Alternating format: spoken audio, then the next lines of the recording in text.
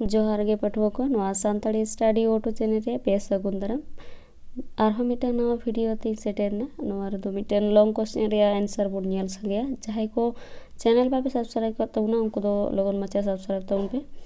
तले दो क्वेश्चन सेनगन माडांगो कुकली अनोड़ हिए लेकाते सानताड़ी साहेद रे साधु रामचंद मुर्मुआ एनएम गालोच में तेला साधु रामचंद मुर्मू दो हारा जुआन उमेर रे सानताड़ को अपनारा धर्म परसी बोंगा बुरु अरिचली बगी कते एटा धर्म सेनो मोहड़े नेलेत को तहिया सांता धासा कान दोसा नेल कते मुर्मू गोंके दो आजा लासेर कलम साब तेगे हुयेन तया उनी दो सानताड़ी सेरेñ आखड़ा खोन सेरेñ को तुमल कते ओना लेका गे नाहा रड़ते नावा नावा सेरेñ पुथी दो सारी धर्म सेरेñ पुथी नोआ पुथी दो आज जीवित बिदल रे दो बांग उछेना कना उनी गुर तायम नोआ सेरेñ पुथी पे हटिंग ते हटिंग कना सेरेñ गबान पांते ते मुर्मू गुंके दो सानताड़ी ओनोड़े गबान लेदा उनिया गबान लिटा गोडेत पुथी दो बार हटिंग ते मेना नोआ बेगोर उनिया तमाम सानताड़ी ओनोड़े को मीत कते ऑल दो ओनोड़े छटियराते 1974 साल रे साधु रामचंद उइहर गावता से पाथाम सपड़ाव कते उछन लेदा सारी धर्म सेरेñ पुथी रिया सेरेñ रोड रहा और रू बोल रिया कथा को गालोच लेखान बड़ायोआ मुर्मू गोंके दो तीन लाफांग मन रिनी सेरेñ करगिल से सेरेñ अनोड़िये ताहे कना उनी दो बड़ाय तहेद सानताड़ दो सेरेñ अड़ी को कुसिया ओनाते उनी दो सावता रिन होड़ एवेन कोरिया हवर लेकाना सेरेñ गे अपनार केदा उनी दो सानताड़ सेरेñ रिया राहासा पोटाव कते आयमा सेरेñे ओल लेदा उनिया सेरेñ देबन तिंगुन आदिवासी बीर हो नितो हो सानताड़ा मायाम रासांग होचया अथाड़ी हंडी पौर और पाता परोब रिया बड़ी ते उदुक कते मित परोब सेरेñ रे मेना कदाय एंदे टांडी पाता टांडी जारी रे थो पोन खेली गोटा गे एतम कोए बेंगेत में हिली किरिंग को कुड़ी कुड़ा हाली रे मुची परोब टांडी एने सुलम हपन किमिन चुहुड़े चुहुड़ गुदाम रे हांडिम सोलंग एहड़े गोहेणे सारी धर्म नासा आ साधुड़े भांदुड़े नोआ सेरेñ तलाते हाट पता परोब टांडी रे अथौड़ी रस्क और अथौड़ी हांडी पौर न्यू खातिर धर्म रिया हांडी जेलेका बेमानतो कना उनका गे होड़ कोआ होड़ जीवी हो नासा कना नवा दिशा को लगित गे अनोड़िये दो नौकान होड़ को लगित सेरेñ गबाना कदा एटा मित सेरेñ रे धर्म नासा खोन पारांगत नाम लगित और सुपुलुक ते ताहेन लगित धर्म रेगे मोने केटे लगित कथाय लय कदा जेलेका चांदो बोंगा सेबा कते ताहेन आबो मोने दिल कते दोहय माबो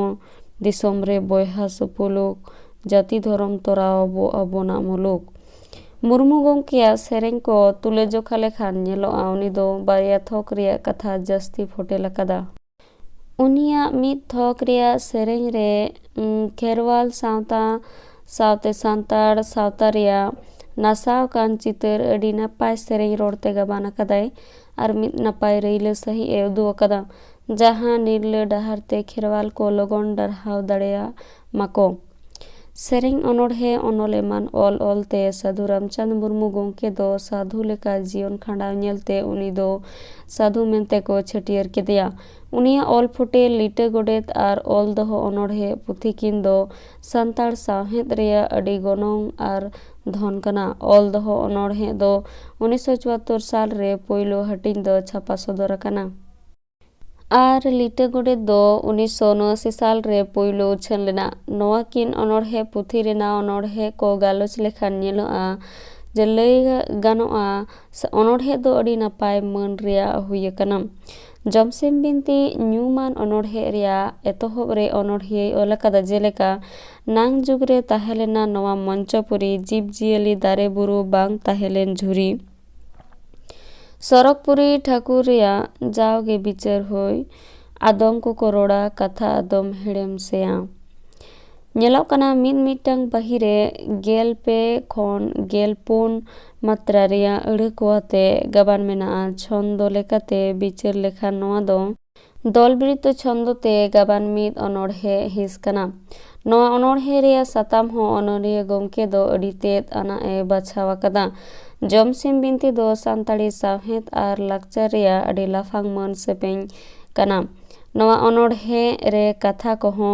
खास सानताड़ी रोड़ को हते गाबान आकादा। नवा दो सानाम लेकाते बिचार लेखान लई गानोआ मुर्मू गंके अनोढ़े सावहेद रेया लाहांती बाती दो पोयलोय जेरेद लेदा। नोंका गे आर मिद अनोढ़े रे बिचार लेखान नेलोआ अडी नापाय आभरण रेना गुणाते गाबान मेनाआ। चेतान रे ऑल एन अनोढ़े हसी नापाय लेका नेल लेखान नेलोआ पुयलु आर दोसार पहिल रेया अड़े कोदो बो आते एतोहब आका। नोंकन मिद लेकान से मिद आड़ांगान अड़े आते गाबान अनोढ़े आते दो अडी चमक रोज आंजमोआ। नवा अनोढ़े दो एखेन आंजम मतो दो बांग